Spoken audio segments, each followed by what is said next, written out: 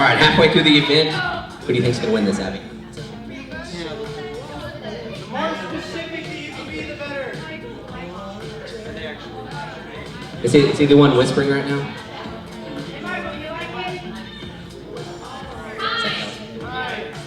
All right. Oh, I like it. I like it. That's time. That's time. All right, to the next slide. That was easy. I know what that one is. Dive in, my friend.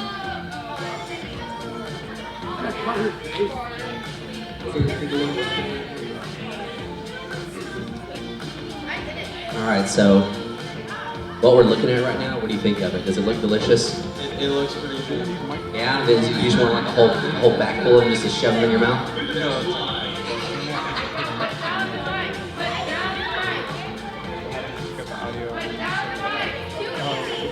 Oh, Julianne says it's easy. This is for the show. Alright, that is time.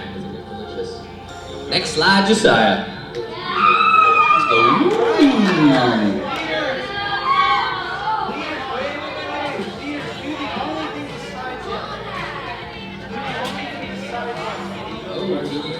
So what is on the board is not what we're doing? Here you go, sir. Did Amanda get it yet? Oh, she did. Here you go. Put your hand down.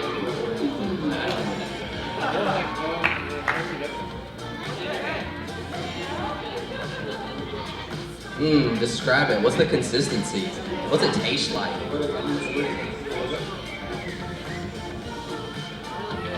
Carter says it's crunchy and he likes it a lot.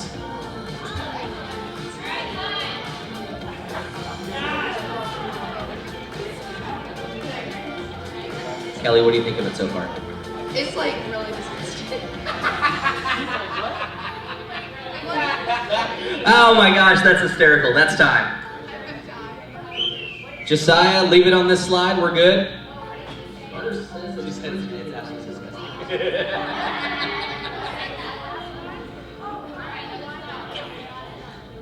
Okay, we are doing the final bite. The final bite.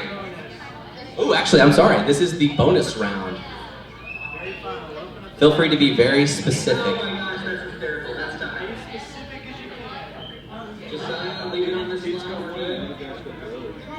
What? What's that?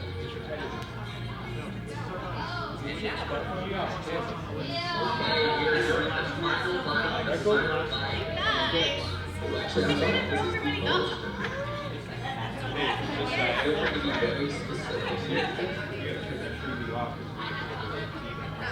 I guess not. Oh, I know. It would be priceless. That's what we talked about on Wednesday.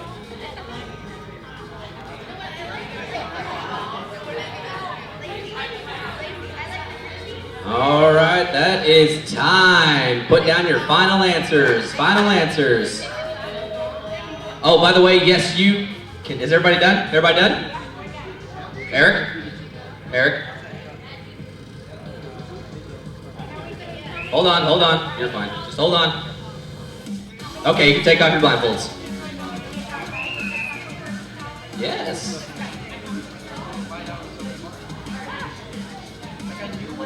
Okay, for the people who were participating and didn't know, Josiah, to the first slide. Please take a look at the first picture.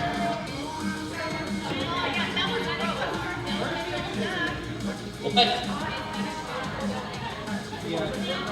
It was not a kosher dill pickle, but it was a pickle.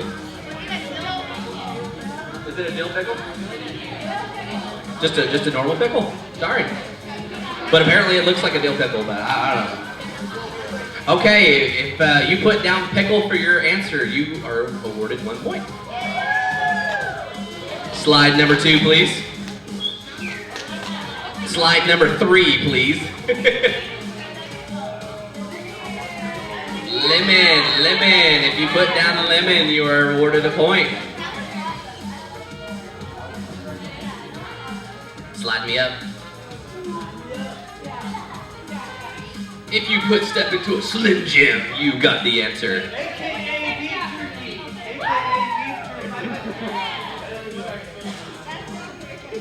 Ooh, that's a good question. Well, they should have put a bacon up there. Next slide, Josiah. Green beans. If you like vegetables and you put green beans, kudos. Next slide. All right, so this actually was the final one. That was the bonus round. So, Before this was a fortune cookie. fortune cookie.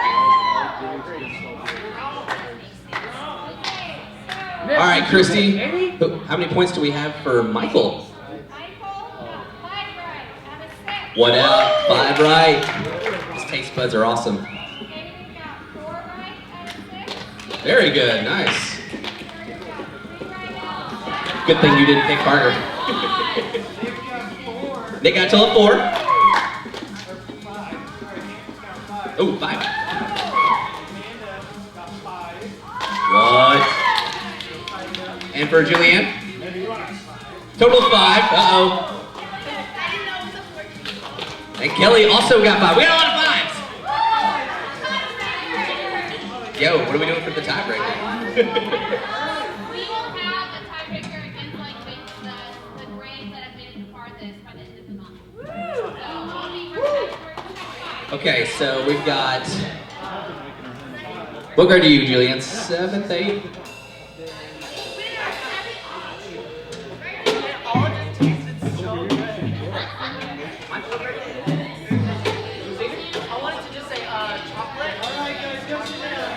All right, participants, give him a round of applause. Thanks, Josiah. I appreciate that. Well done. Well done, participants. Give him a round of applause. Give him a round of applause. Wow. Apparently, my son liked it. We all know what we're doing. Look! Carter stinks! Whoever is in 11th grade.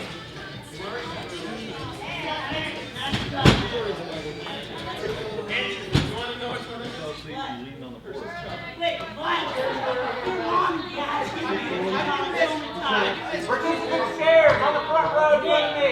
Right here. Okay, everybody, no farther back than the 3 rows, Chris.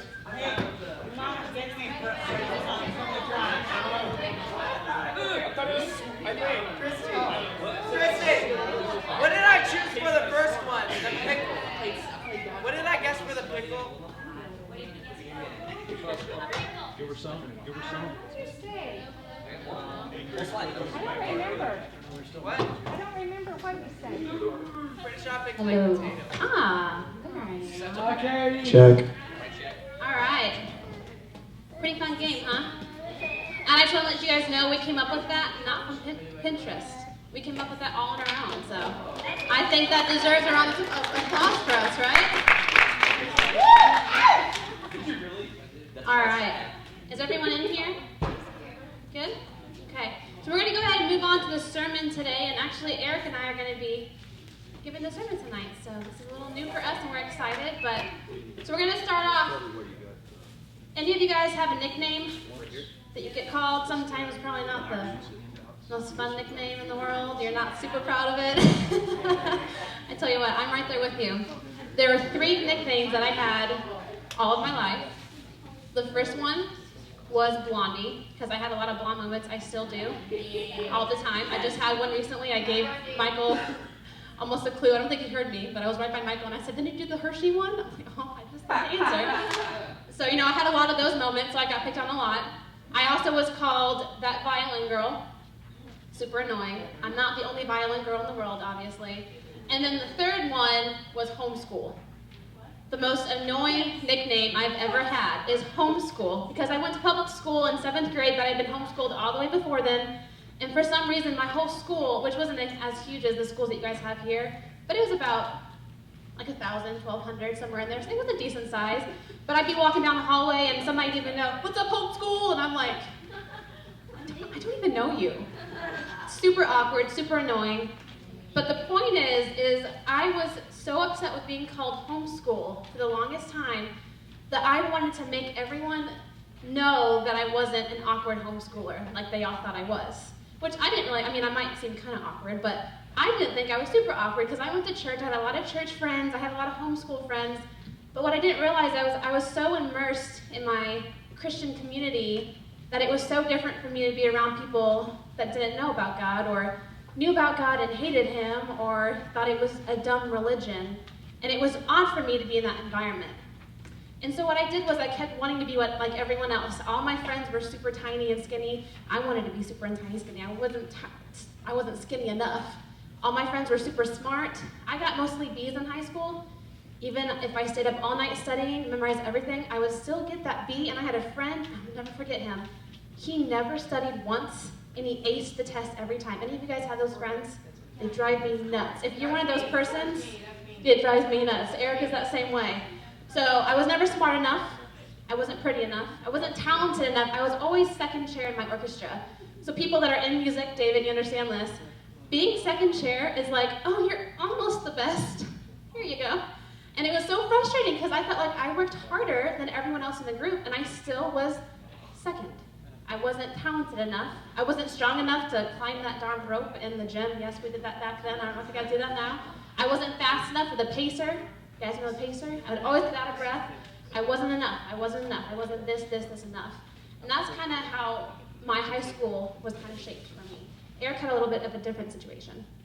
I can't believe you brought up the pacer. I can't remember the day of that. For me, I already knew who I was. I knew what my identity was. I was a strong believer in God.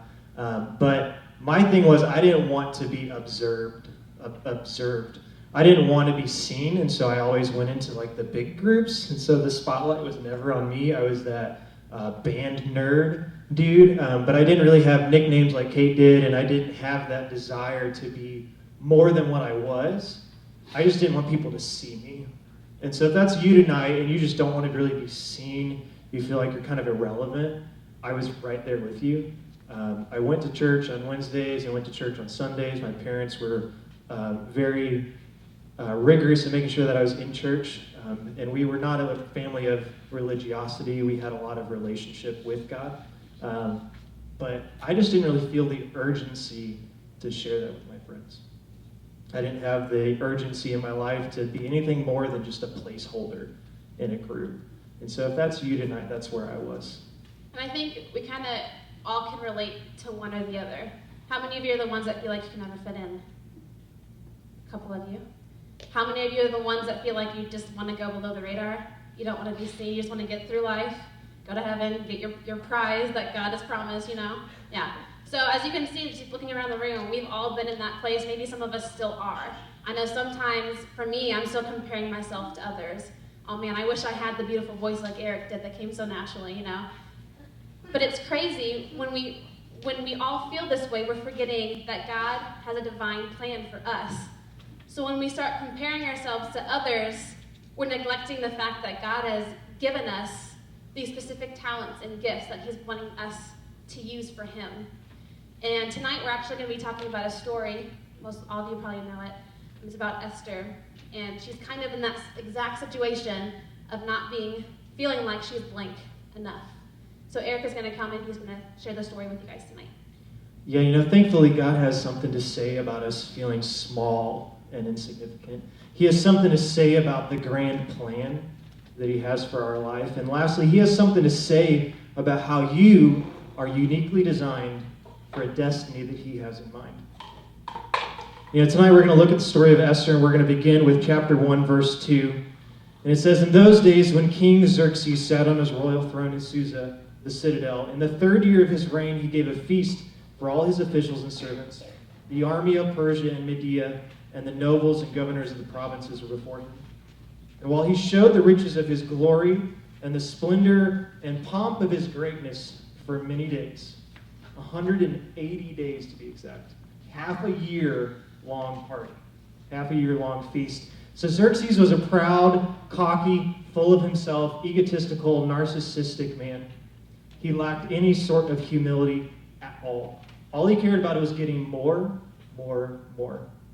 He wanted more honor, he wanted more glory, he wanted more wealth for himself, and he wanted more praise for himself.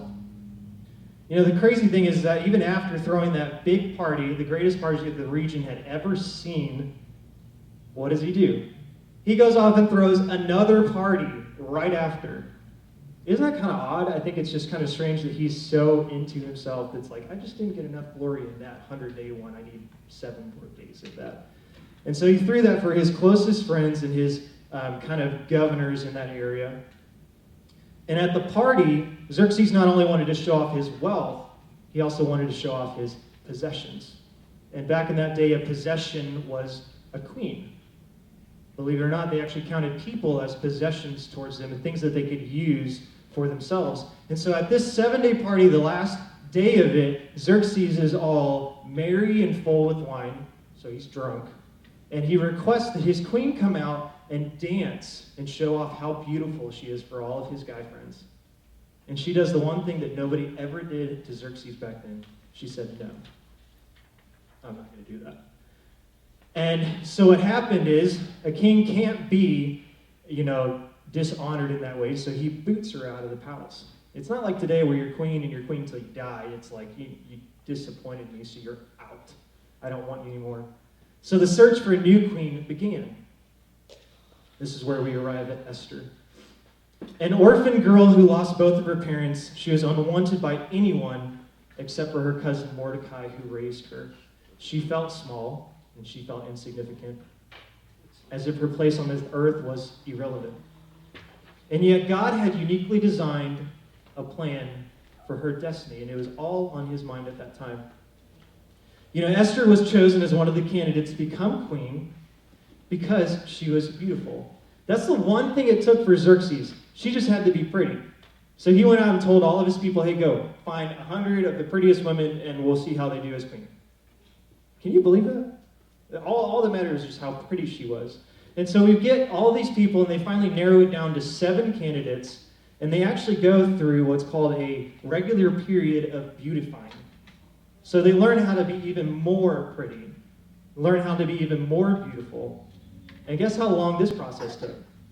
An entire year. Now, ladies, I have a question for you. How long does it typically take you to get ready in the morning? 2 minutes? 10 minutes, 15 minutes, 30 minutes, maybe at most like an hour for prom or homecoming. Can you imagine how long it took them to just meet the king? They hadn't even met him yet. It took them an entire year. That just tells you how much Xerxes prized beauty in his life, how much he prized them being pretty. But after all of this, Esther found favor in the king's eyes.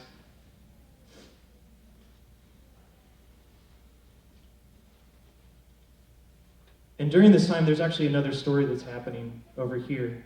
What actually happens is, it says in Esther 3, 5, and 6, and when Haman saw that Mordecai did not bow down or pay homage to him, Haman is another guy over here. He's actually the second in charge of the empire.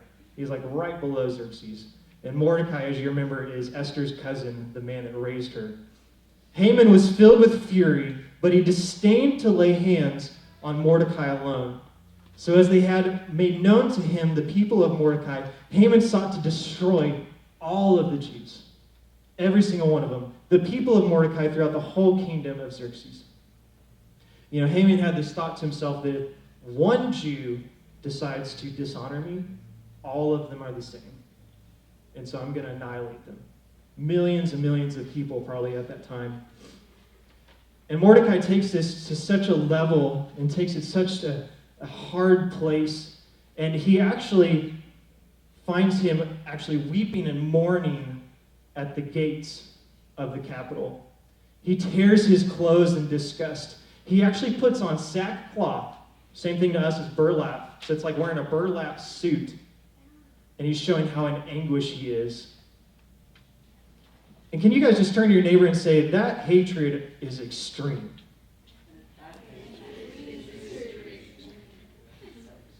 And Mordecai could have sat there and he could have wept and whined all he wanted, but he decided to act. He sends a request to Esther, his cousin, the girl that he raised, the girl that had already been comfortably queen for 5 years, and request that she go before the king and plead for his people, for her people, to plead for their safety. Her response was that of fear. It says in chapter 4, verse 11, and she says this herself, all the king's servants and the people of the king's provinces know that if any man or woman goes before the king inside the inner court without being called, there is but one law, to be put to death, except the one to whom the king holds out the golden scepter, so that they know that they may live. But as for me, I have not been called to the king's inner chambers for 30 days. You know, in a way, she's saying, I want to help, I really do, but I'm scared of the consequences. I really want to help, but I'm just the queen. You know, in a way, she is saying, I can't. It would be too uncomfortable for me. And Mordecai's response is pretty epic. He replies back by saying, do not think to yourself that in the king's palace you will escape any more than all the other Jews. For you keep silent at this time, relief and deliverance will rise for the Jews from another place. But you and your father's house will perish, and who knows whether you have not come to this place, come to this kingdom for such a time as this. Who knows whether you have not come to the kingdom for such a time as this? I feel as though that last line shook Esther to the core. I feel that it never occurred to her that when Mordecai adopted her, that God uniquely designed her for a destiny that he had in mind. It never occurred to her that when she became queen, God had uniquely designed her for a purpose and a destiny that he had in mind. It never occurred to her that when Mordecai asked her to plead for her people, that God had uniquely designed her for a destiny that he had in mind. Who knows whether you have not come to the kingdom for such a time as this? So Esther answers back in chapter 4, 16, and she says, go, gather all the Jews to be found in Susa, and hold a fast on my behalf, and do not eat or drink for 3 days, night or day. I and my young women will also fast as you do. Then I will go to the king, though it is against the law, and if I perish, I perish. If I die, I die. At this moment, she's all in. She understands that what Mordecai has requested of her will be uncomfortable, but she also understands that God wants her to be comfortable with the uncomfortable. Turn to your neighbor and say, comfortable with the uncomfortable. You know, now Esther was also smart as well as pretty. Beautiful wasn't her only trait. And so Esther waited until after 3 days of fasting, and she put on her fine robes and walked into the inner courts, which was against the law, in front of the king's throne, which was also against the law. And it says that King Xerxes showed favor on her, and he held out the golden scepter that was in his hand, ushering her to come forth. Xerxes then asked Esther, what can I do for you, my queen? What can I give you? Even if it's half of the kingdom, I'll give it to you. This is a king that's really, really in a happy mood. You're not going to find any king that's willing to part with half of their empire just for his queen. And so her being smart and pleading and giving to his vain nature, she says, I've arranged a feast for you, and my only request is that you bring Haman along. And so he says, of course, I love feasts. I'll come, I'll be there. And so they feast all night and they enjoy themselves. And then he turns to his queen one more time and says, what is your request? I want to give you something. And her being smart again goes towards his vain, egotistical nature and says, I have made another feast for you. Another one for you and your friend Haman. Come tonight.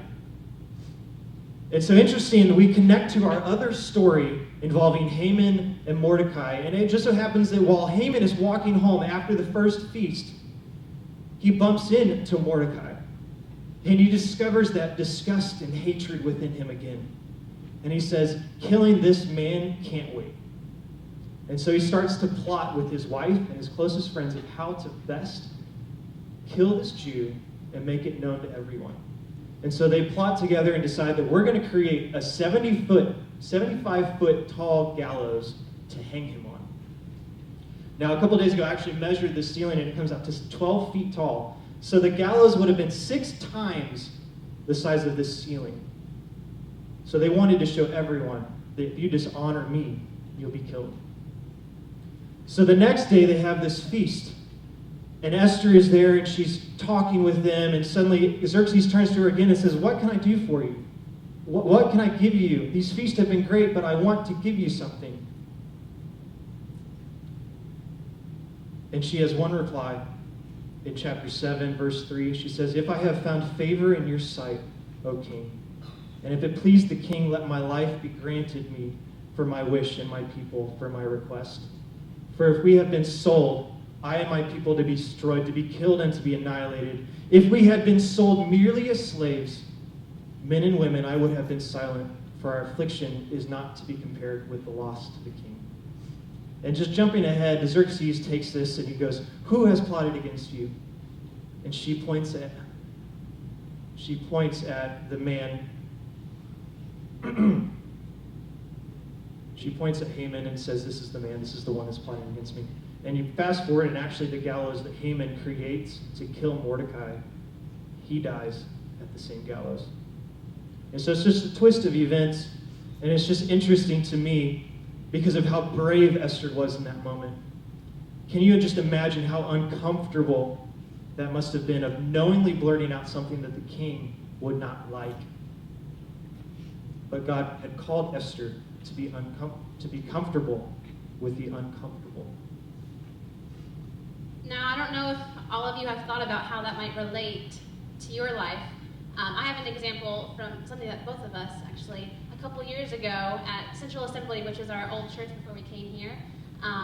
The pastor was up on stage with this man who has gotten so many awards, and he's worked in the church for 30 years, and he was actually stepping down from his position of the kindergarten teacher, the Sunday school teacher.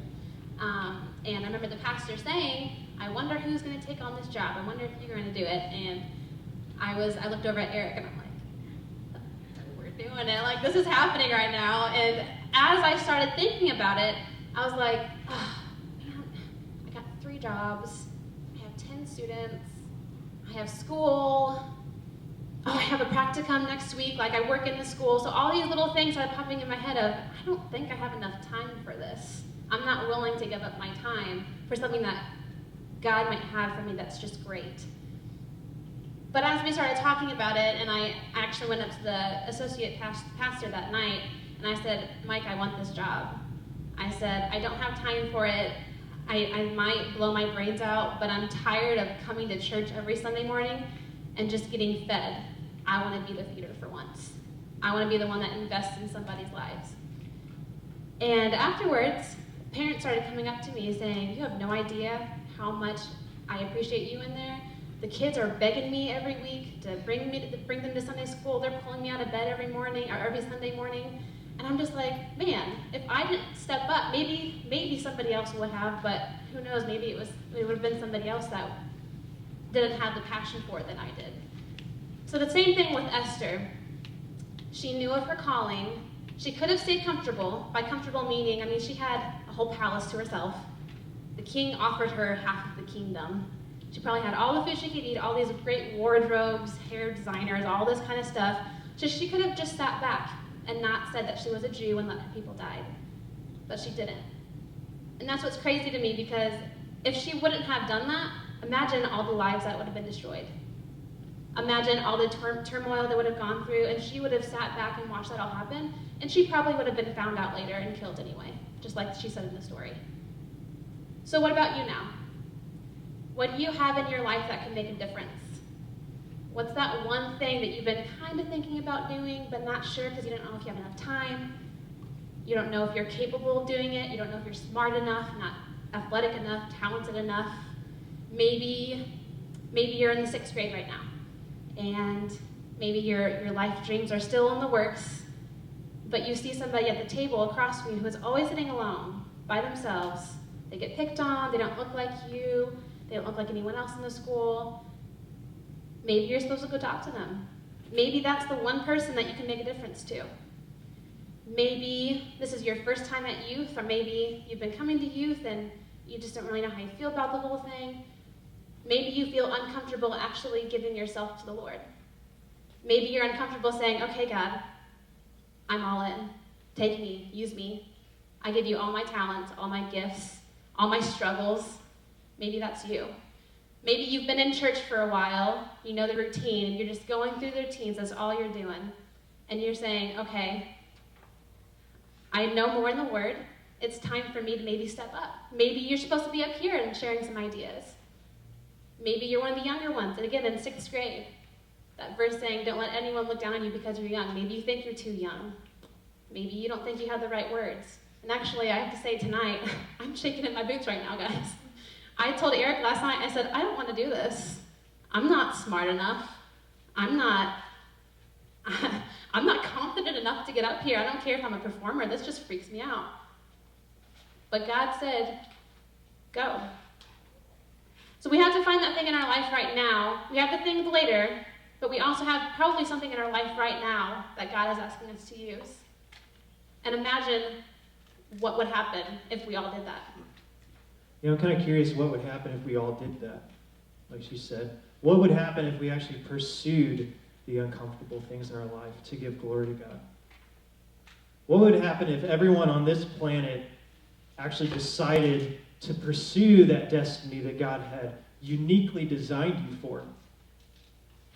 I feel like in families, if parents were able to be truly great parents as they're called to be in scriptures, and to not go after their selfish ambitions, just to figure out that destiny for themselves, that they've called to be pleasant with their children. They've been called to discipline their children with love.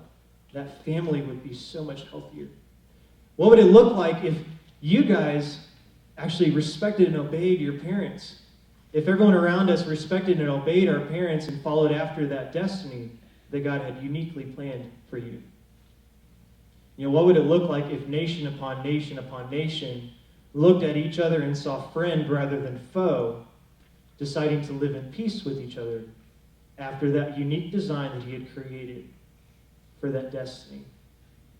And so I want that to resonate with you guys, the things that in our lives that could really be impacted if we were to go after those items that are uncomfortable to us. As Caitlin said, speaking up here was uncomfortable for her. However, we know that God has called us to give the gospel to everyone, to share the message of his hope.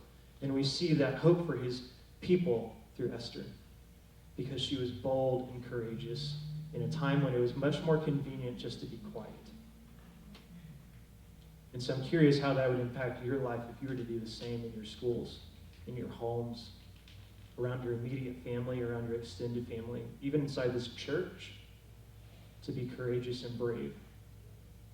And so as all eyes are closed and you bow your heads, I just want you to think about these things and just to ask yourself, do I want to be that person that goes after that destiny? Do I want to be that person that finds that unique thing that God has planned for me?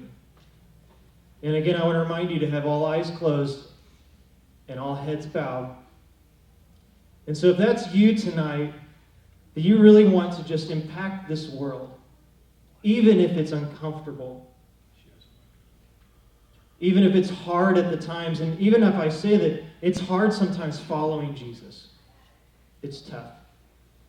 And I just want to encourage you tonight that if you don't know Jesus, if you have never experienced his love for your life, if you've never allowed yourself to think that maybe I am unique, maybe I am created for a purpose, I want you to allow your heart to just yield to what would be happening with you for right now.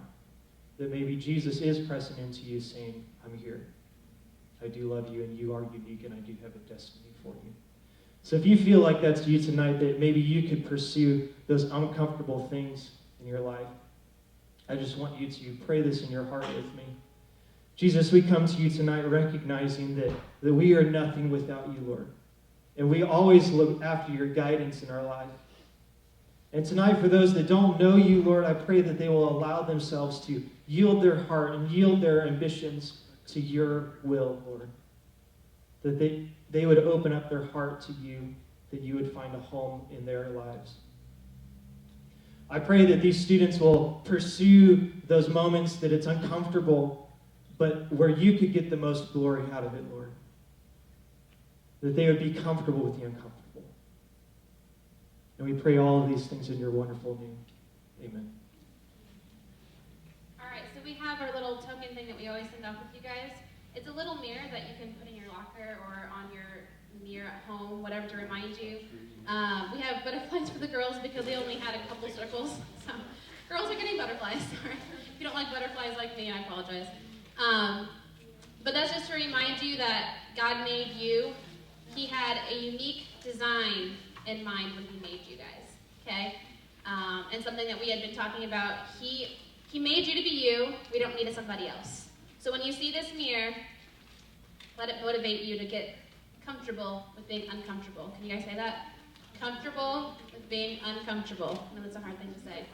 All right. In just a little bit, we're going to split up into small groups. Let's put your mirror touch out first. Yeah. And don't leave, by the way, after, because we have a surprise. Here's the surprise you guys have been waiting for. Yeah, but everyone who didn't have chocolate up here, we've got a chocolate fountain.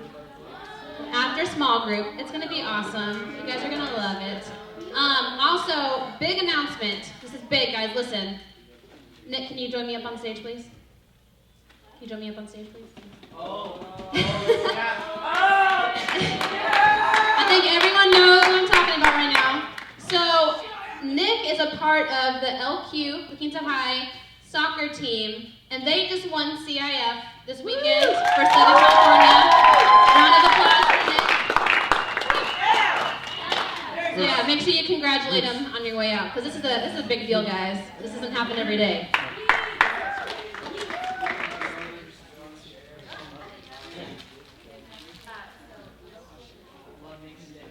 All right, if you guys are in middle school, go ahead and go into Surf City, and your leader's going to follow you in there. Surf City, and if you don't know where Surf City is, just follow